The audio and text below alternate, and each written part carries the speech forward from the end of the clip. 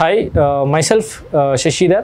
I am from Varangal. So నేను ఎంబ్లిక్స్ అకాడమీకి ఎలా వచ్చానంటే ప్రీవియస్గా నేను అంటే ఆల్రెడీ వేరే ఆన్లైన్లో నేను డిజిటల్ మార్కెటింగ్ కోర్సెస్ ఆల్రెడీ నేను నేర్చుకున్నాను.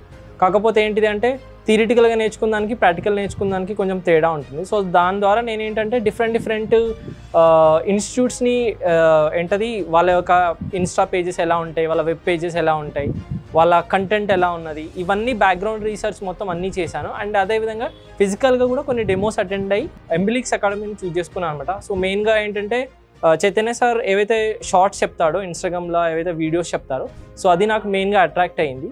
సో దాని ద్వారా నేను ఎంబ్లిక్స్ అకాడమీలో జాయిన్ అయ్యాను.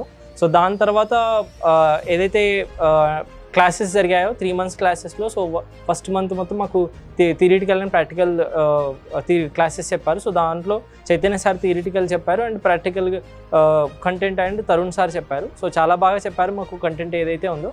అండ్ ప్రజెంట్ మాకు ఇంటర్న్షిప్ రన్ అవుతుంది. సో ఇంటర్న్షిప్లో లాట్స్ ఆఫ్ ఏంటంటే నేను నేర్చుకున్న దానికి చాలా అంటే డిఫరెంట్గా ఉంది ప్రాక్టికల్గా చేయడం. So thank you for the Emblix academy for giving this opportunity.